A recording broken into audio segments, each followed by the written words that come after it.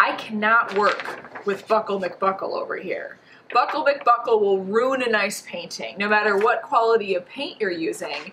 It's like you can't go back. Once it's buckled, it's like it looks kind of shoddy and cheap and sad, right? Hey, this is Josie. I am here to tell you a little bit about watercolor paper in my series all about watercoloring. So stand by, I'm going to tell you about weight of watercolor paper, surface of watercolor paper, and ways to buy the watercolor paper.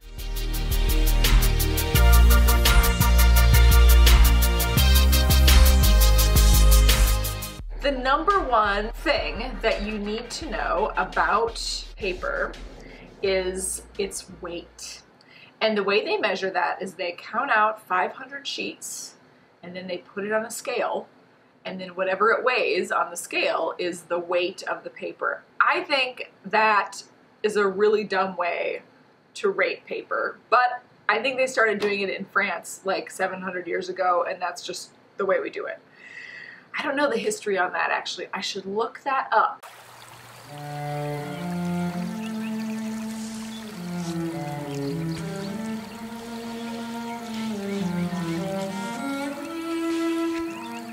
Made in France, exclusively from cotton, Arche watercolor is a paper made from long fibers that give it strength, beauty, and an inimitable feel.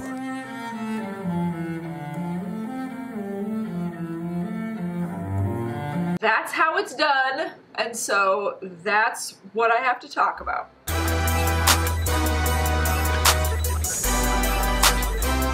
The heavier the weight of the paper, the thicker and more robust the paper is going to be. Probably will stand up on its own.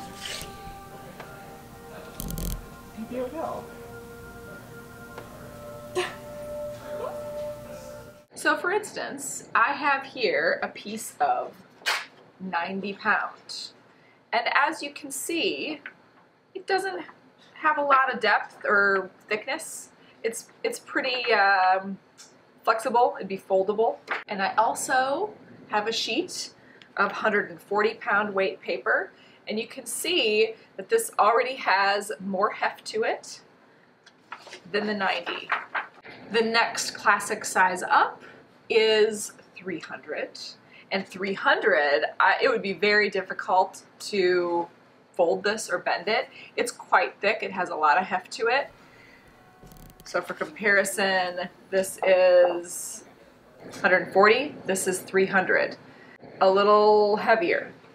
So for me, I use 140 pound because I'm not doing a lot of heavy water washes and it's pretty controlled, not a lot of layers. So the paper holds up just fine. My go-to paper that I use a lot is the Canson XL cold press 140 pound. Super straightforward all-purpose paper, and it does not break the bank. And you can keep going up. The paper weights turn almost into like cardboard because they're so thick, and there's definite reasons why you might want to do that depending on your practice. But for general all-purpose watercoloring, I'm going to say 140 is where you want to be. If I was going to start adding a lot more water or I wanted to do a lot of layering, I would dial up to the 300. The jump in price between 140 and 300 is insane pants.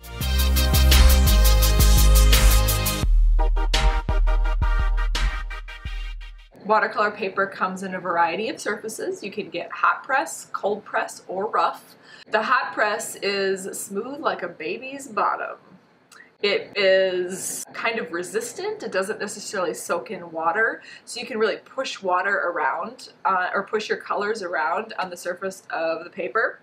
I like the cold press, which also happily turns out to be the most popular type you can buy. So most stores will have mostly cold press and a little bit of hot press and a little bit of rough.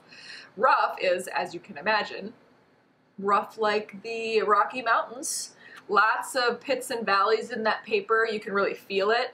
The texture of the paper is called tooth, so you can really feel that tooth when you touch the paper. I strongly advise you to look at the paper you're buying and if possible, touch it. If you're ordering it online or something, you can't. But paper has a cast to it. Sometimes it's called like a natural color or a bright white, but I find that paper comes in all sorts of different colors. I mean, it's white. The overall color is white, but some of them are more yellow, some of them are more blue, some of them seem to have no cast at all. Oftentimes, the package will tell you if it's natural or bright, and that's a stylistic choice. If I had the option, I'd probably go with bright, although sometimes bright paper has a bit of a blue cast that I don't really love. So you just have to experiment and figure out which works for you. And also, seeing it in the store, getting your eyeballs on it will help you to determine what your preference is too, because you can look at it and just be like, nope, not my style, or something, you know, just feels good, and you want to work with paper that feels good.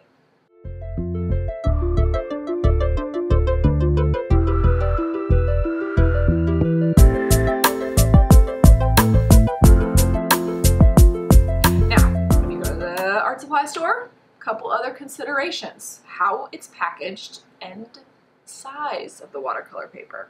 You can buy it in a tablet, which is just, you know, bound on one side. Voila. Easy peasy. You can buy it also bound. This is called the block, and it will have this seal around the outside. The three sides are already attached, and you won't have to tape it or stretch it.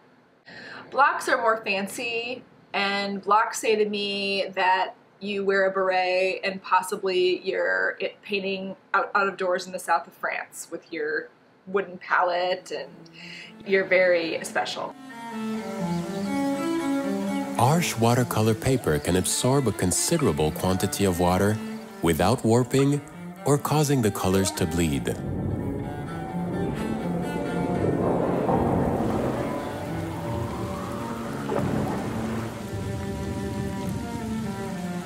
The other options are loose sheets. Loose sheets could be the most economical way to go. If you want to paint bigger, they go to 22 by 30, which is, you know, a pretty decent size.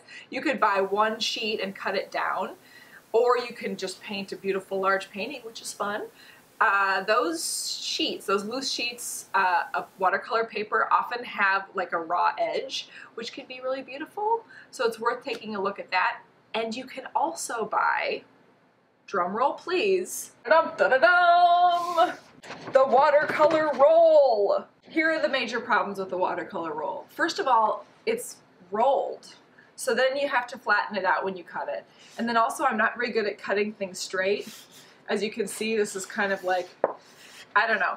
I've had this for a while and I keep forgetting it. But if I did want to do a painting that was like 4 by 6, I'm ready. Thanks for watching my video. Tell me what your favorite kind of paper is. What do you use the most of? I feel a little bit iffy about Arsh. I would like you to know. I've been using the Arsh cold press, and I don't know. It's expensive. That should make me like it, but it's not exactly ringing my bell. What do you think? Please tell me. Also, if you want to see more of my paintings and other art stuff that I do, you can check out my Instagram feed. And I always do appreciate a like and a subscribe if you're into what I'm doing. Thanks, see you in the next video. And an extra? You are extra. I am extra. I, in fact, am extra.